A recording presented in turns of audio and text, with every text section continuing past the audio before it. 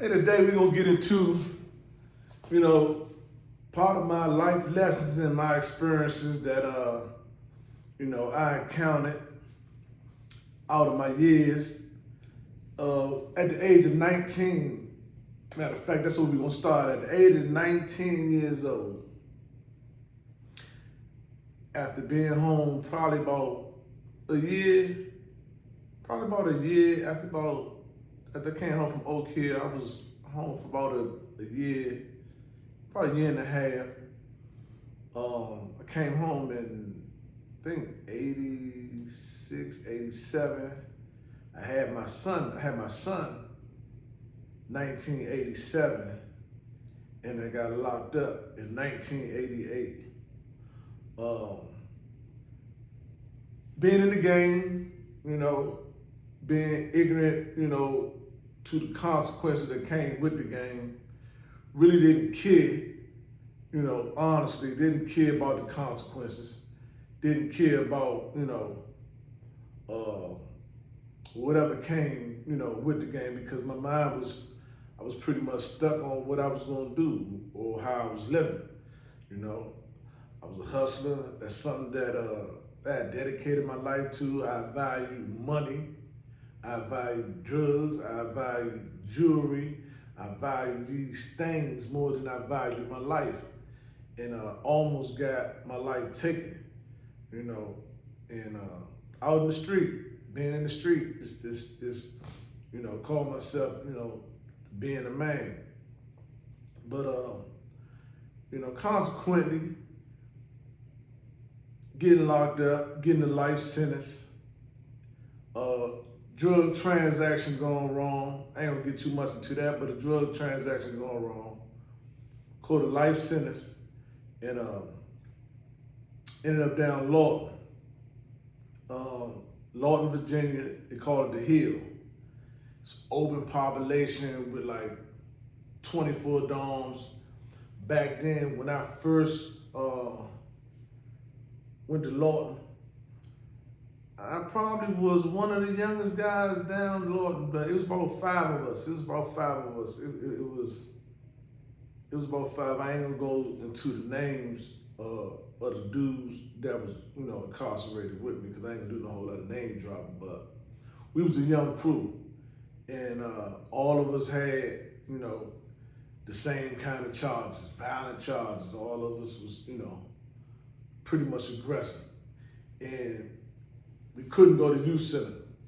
They didn't allow us to go, to get a youth act, put us right out there. And one thing about going on the hill, when you first pull up, the bus pull up right in the middle of the yard.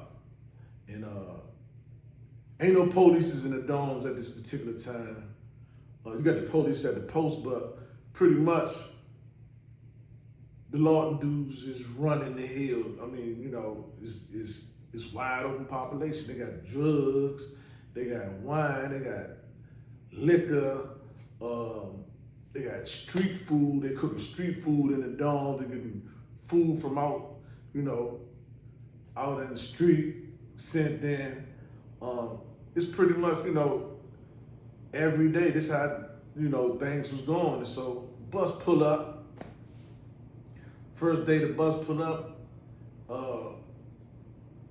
dudes come around the bus, and the bus driver that was driving the bus, he went into R&D, literally, and called himself locking the door. He locked the door, but he went into the R&D, and man, guys was pulling all up on a cage, man, who such, man, such, man, who on the bus, and so a couple of guys, they were scared because, like I said, Lorton was an open population, and we had some dudes that some butt bandits. They was, man, Shawty, man, I like him. Oh yeah, you mines, man. I'm gonna get you. You gonna be mines tonight, bite your neck. All that wild. It was wild, man. It was really wild. It was.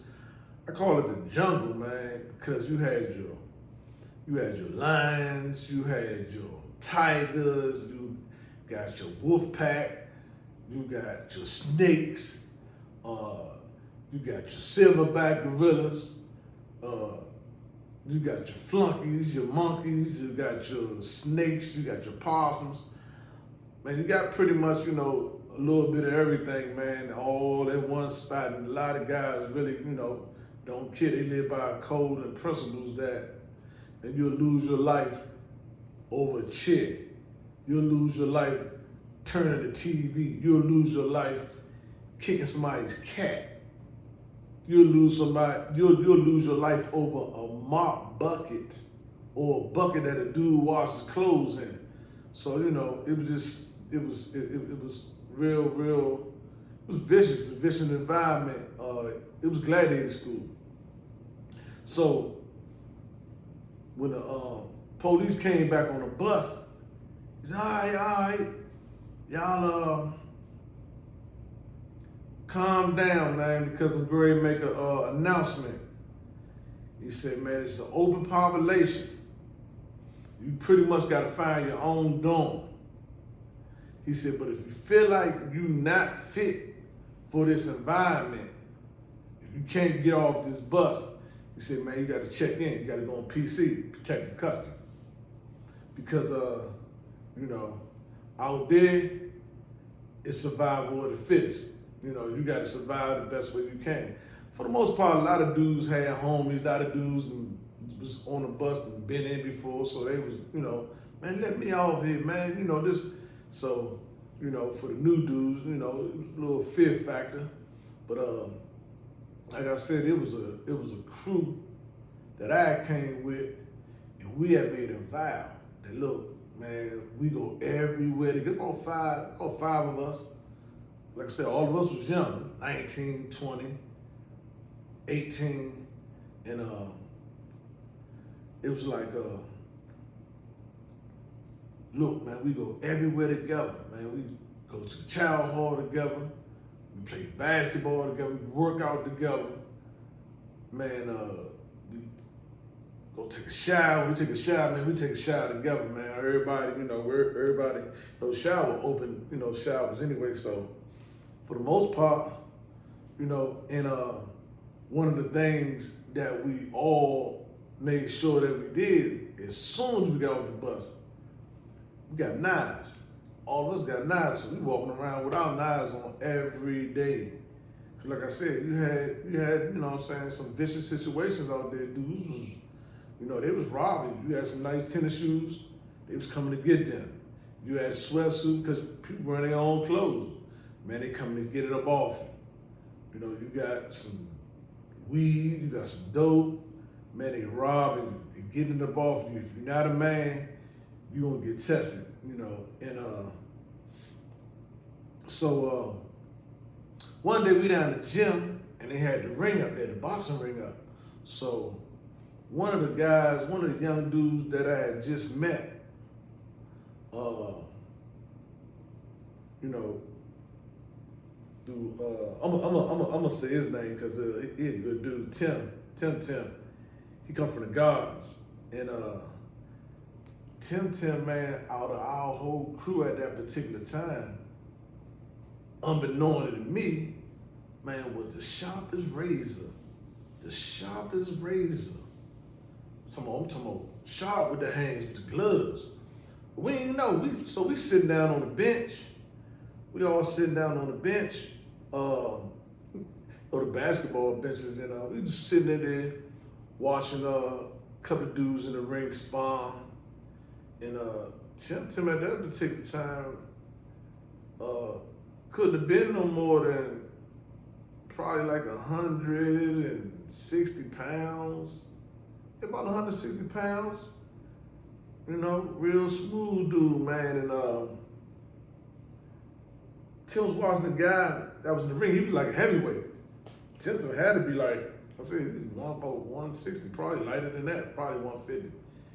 And Tim said, man, I want to see him. I want to see that dude.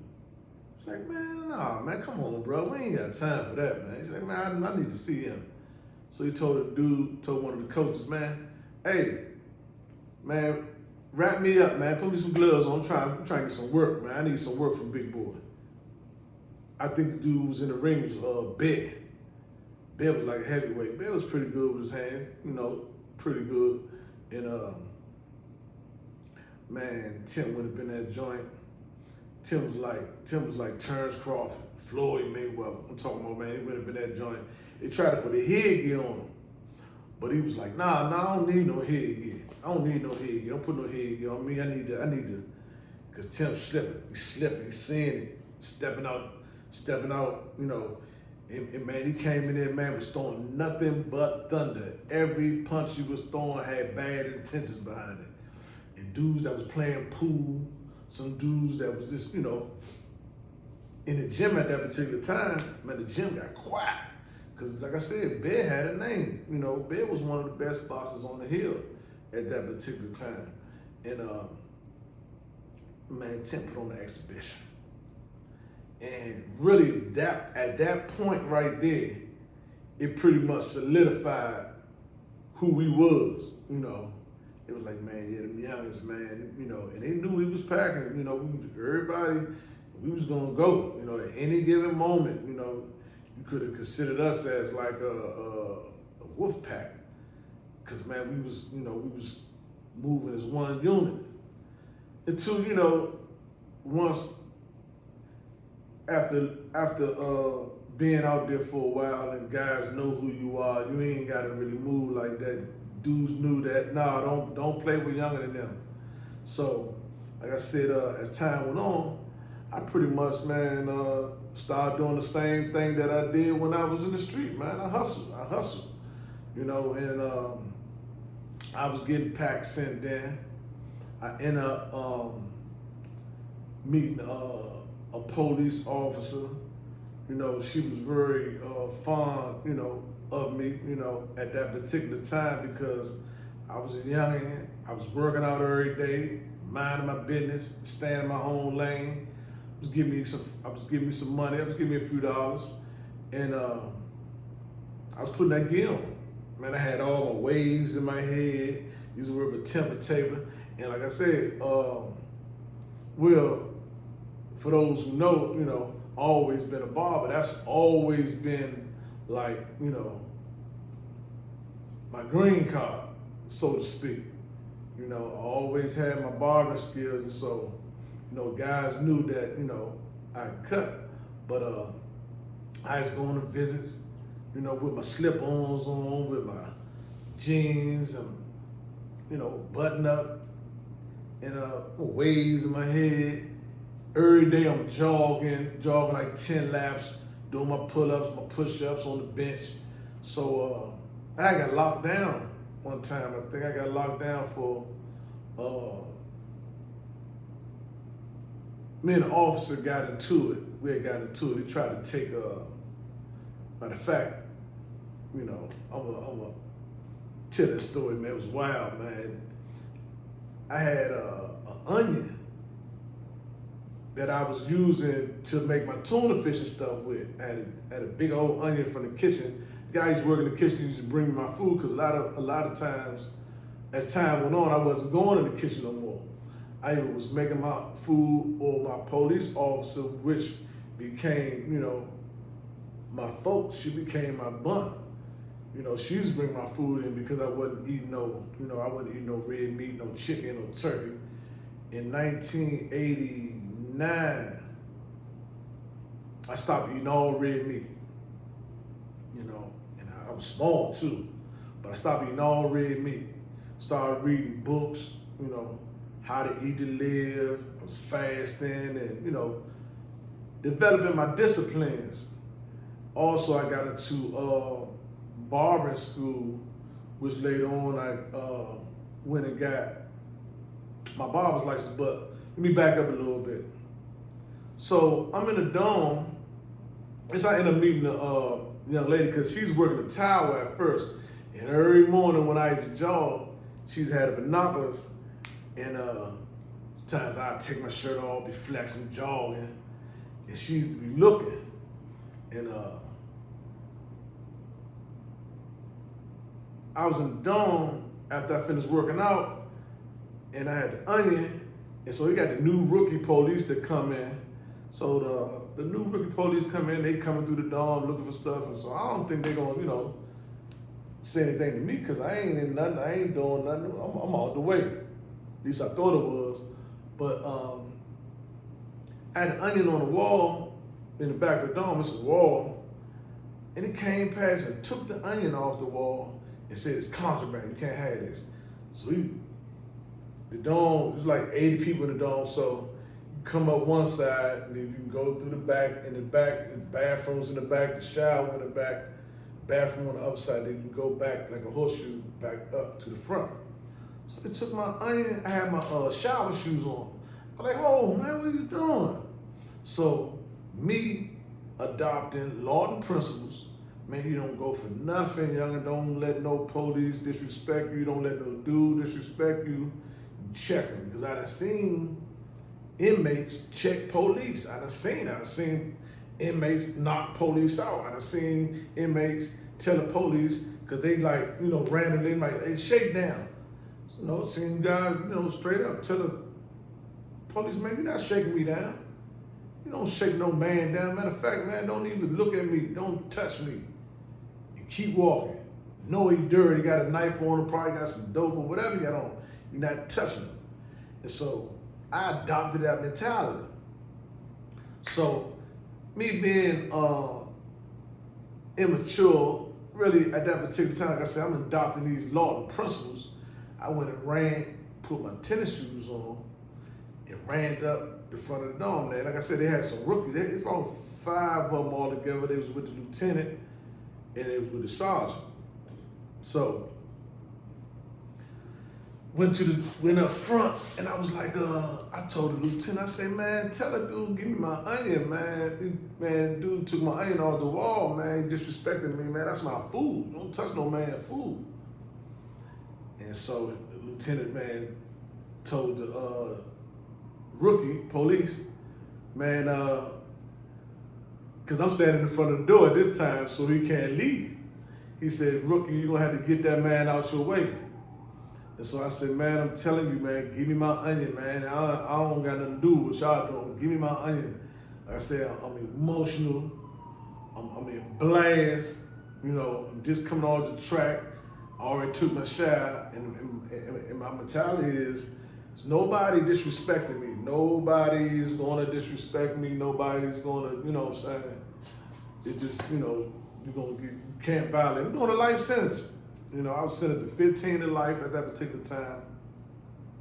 At that time, I'm probably no more than like 4 years in, 5 years. And lieutenant told the rookie, said, get him out your way, rookie. And so the officer went out to push me. I was like away from the door. When he did that, man, I put, all bomb. Boom, boom, boom, boom, boom, boom, boom, boom, boom. Dropped him. When I dropped him, the onion fell outside. Me, I'm tripping. I go get the onion, and the other officer come grab me from behind. One put the military lock up on my arms. And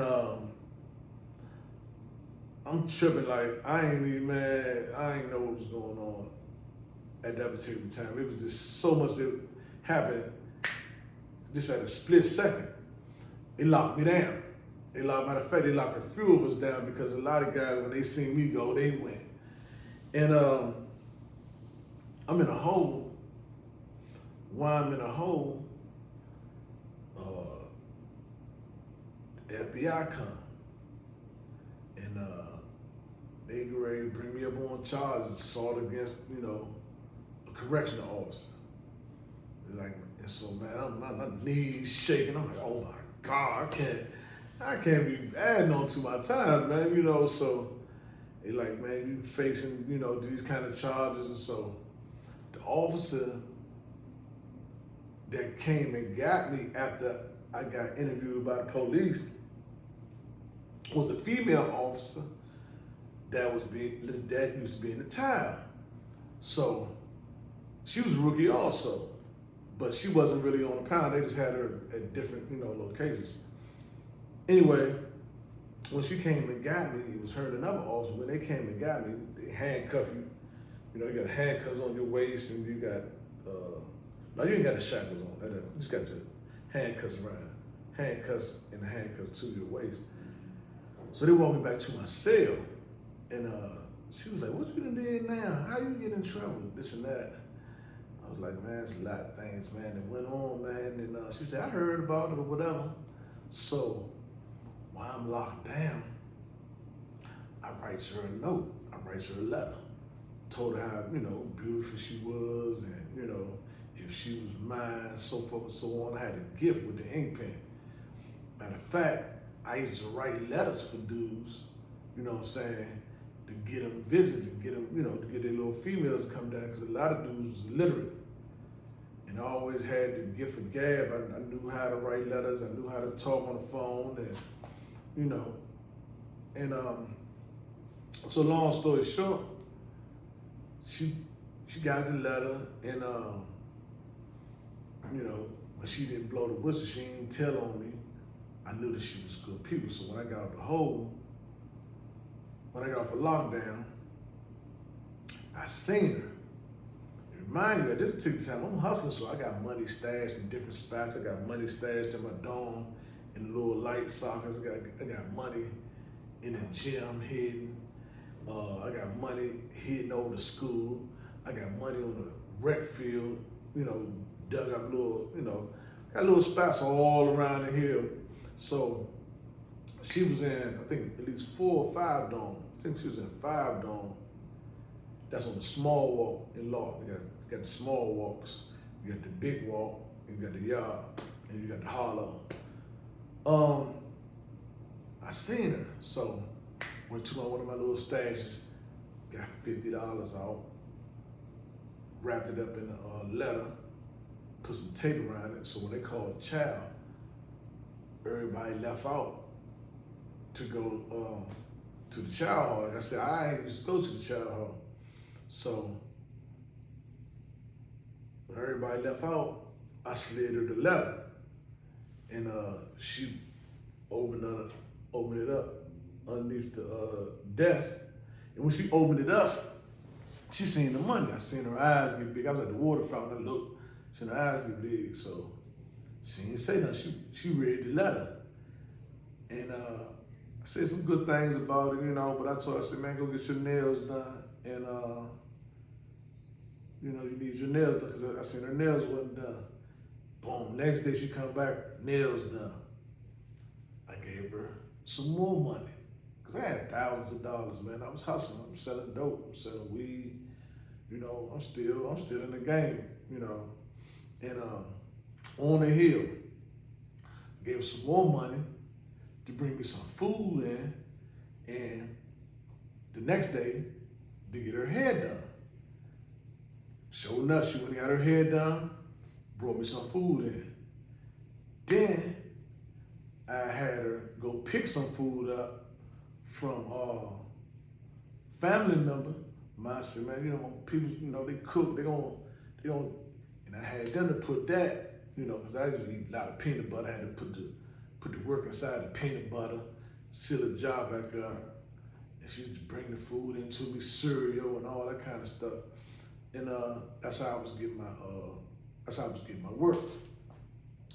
And we developed a relationship. So when she take her lunch break, sometimes she might go to school. Sometimes she might go to another unit, and I have one of her police buddies watching out back, you know, so I can get my work in with her. And she fell in love. She fell in love because I was treating her good, and I was breaking her off properly. And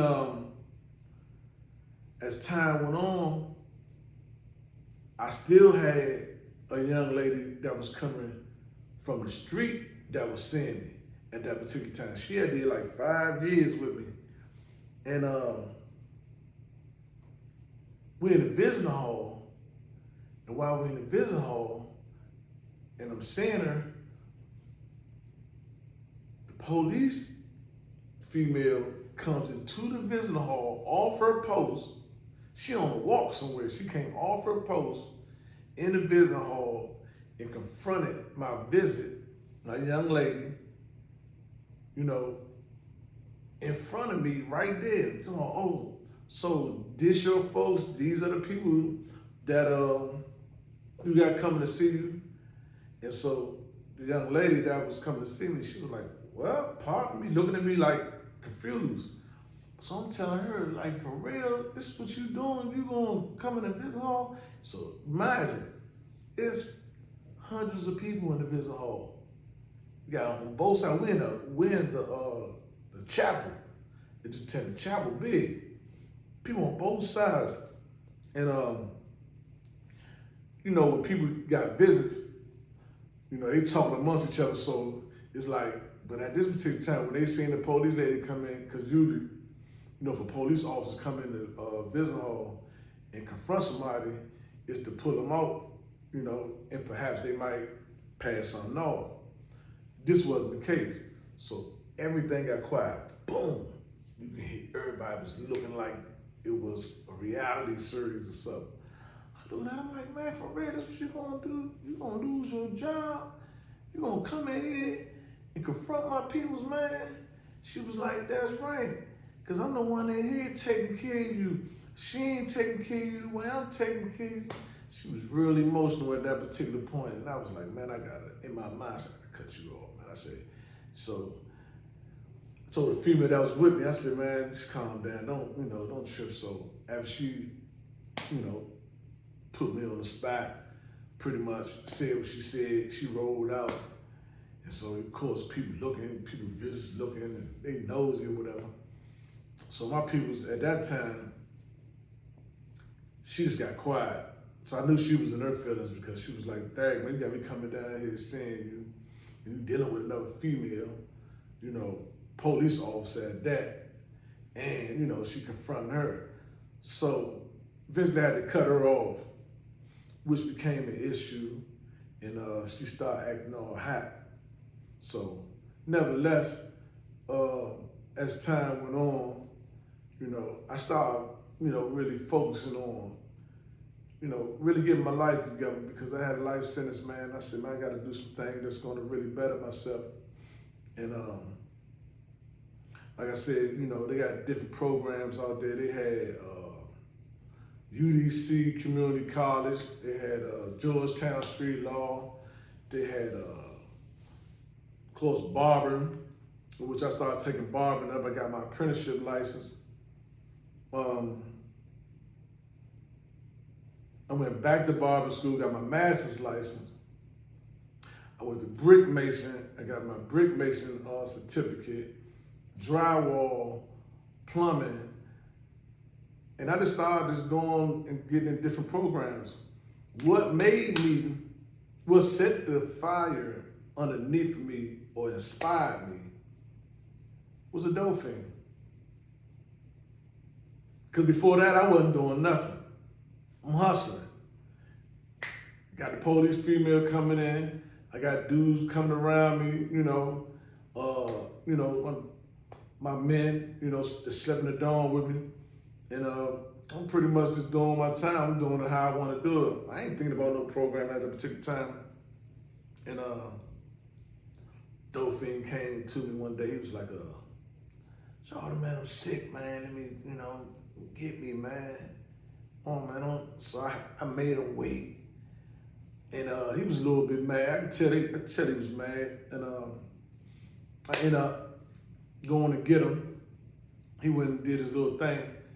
And when he came back, he said, let me holler at you, brother. Then he had the joint. Let me holler at you, man. Man, Sean, man, you was a good dude. He said, I can tell when you was out there, man, you getting that money, wasn't you, man? I can tell, boy, you a fly little dude. I said, I'm keeping the Nike gear on. I got a Nike headband. I got all the little fresh, everything fresh. I'm still in the street. That's how Lorton was. The hill was like the street. He said, man, Shaw, you a fly little dude, man. I can tell you was, he went into a nod. He said, yeah, what I was saying, that you a fly dude, man. I could tell that you was getting money on the street.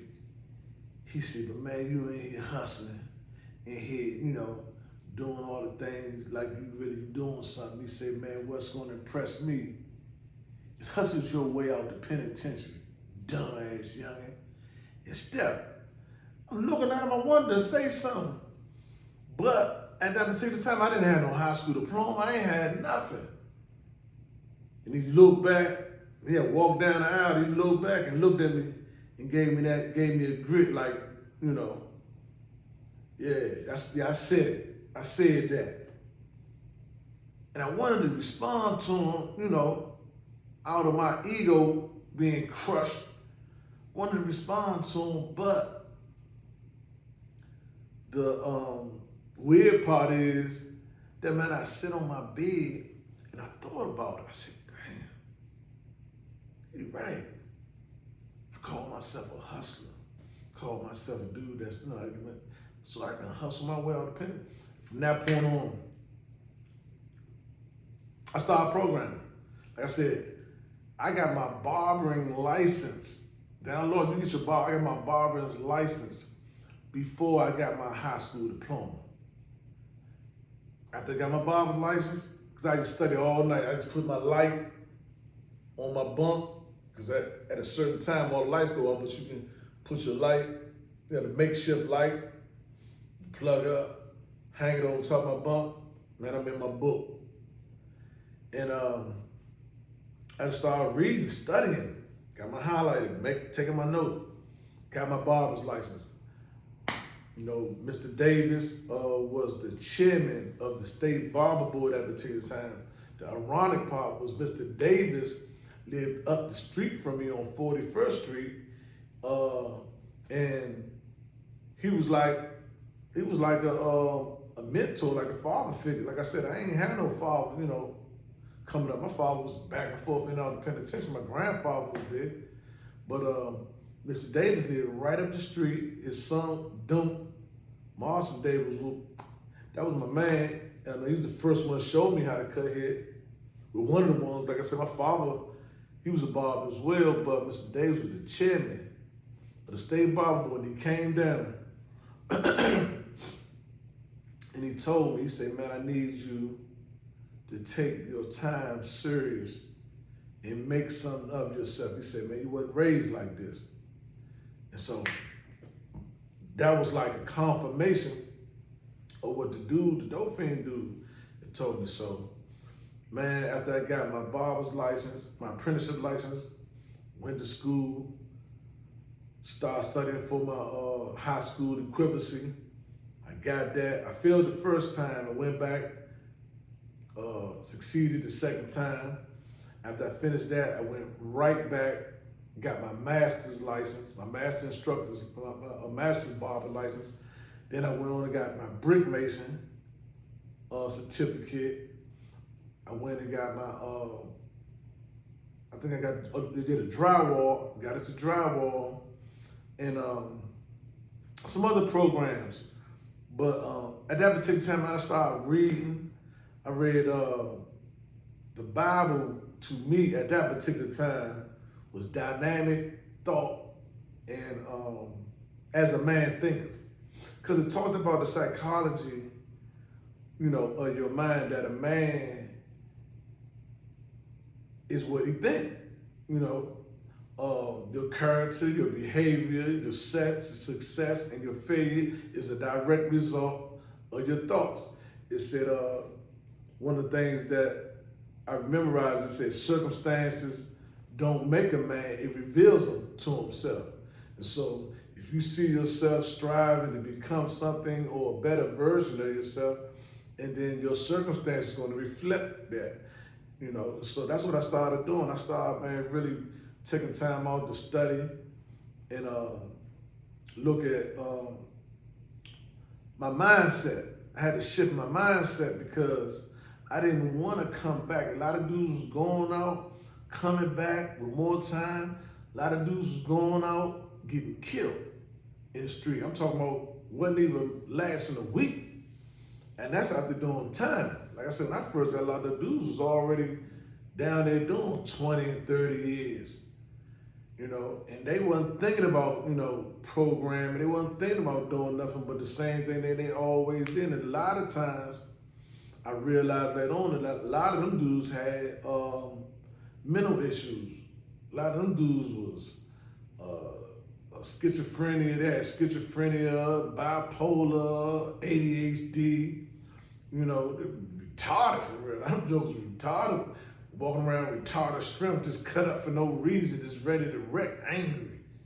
You know, and in an environment like that, you can't expect a person to love you when they don't love themselves. You can't expect a person, you know, to like you when they don't like themselves. So, you know, it's a lot of hate. And man, you might see guys, man, you know, pushing that knife at any given time. You can run into the captain office, they running behind you, pushing that knife in you. And I seen all that, man, you know. I actually had a situation that 3 dudes, you know, that I know, came to, you know, bring me a move, man. You know, all of them had now, they had swords. Matter of fact, you can get your swords made over at the industry. They had an industry, you know, they had a metal shop where they was making the lockers, they was making tags. They had a clothing shop, they making clothes and stuff. But the metal shop, man, the dudes, they had dudes come and they design your knife how you want it. I mean, the kind of steel you needed, how thick the steel was, the kind of handle, put the string, the leather string in the handle so you can wrap the string around your handle and it won't drop. If you in war, they had vests, you know, that you can make, you know, for when you go to war, because man, dudes was going to war, man. They was going to war out there. I mean, you might see 2 dudes come back, you know, when I first came on the hill, in the first week, dudes was in the hollow, they going one side against one dome against another dome. They going at it. And when the smoke cleared, dude still had his knife wrapped around his wrist. A lot of times they'll tape it. If they don't got no string, they'll tape it. And man, he had a knife stuck in his shoulder and it was coming out his back. The police had to walk him all the way down to infirmary and he was like, just back up, you know. So like I said, man, there was a lot of stuff that I experienced out there being, you know, in Lorton at that particular time. It was gladiator school. But, you know, in my mind, I said, I don't wanna, and I'm not gonna, you know, be like these Lorton dudes. After going in and out the hole for a while, you know, I started to take time to really think about what I was thinking about, you know. Start really, you know, understanding my thought process and realizing the things that I want, because when you're in the hole, you ain't got nothing but your thoughts. It's all you can do is sit and think about, you know, the things that you've done in the past and, you know, what you want to do, and you got time to read. One of the greatest gifts, man, that I had the ability to do was read. Thank you to my grandmother, because my grandmother, that used to be a part of my punishment. My grandmother on my father's side, Stanley Brown, she used to make sure that when I was a youngin', I had to read books after I got beat, you know, with those switches or that leather belt. So, and I couldn't stand to read, but man, it came in handy because, you know, that's what I used to do a lot. And reading opened up the doors. Actually, being incarcerated and being locked down was one of the first times in my life I experienced peace that surpassed of all my understanding. I couldn't understand it. I could not understand it. So, you know, it really helped me along, like I said, you know, to start programming, start accomplishing, getting my certificates and stuff like that, and doing the things that I needed to do. But at that particular time, like 5, 6 years being incarcerated, you know, that was just the beginning. That was just the beginning. And I'm gonna get more into this story, man, because it gets deep. It gets deep. But just remember, it's not, how you start in life, but how you finish.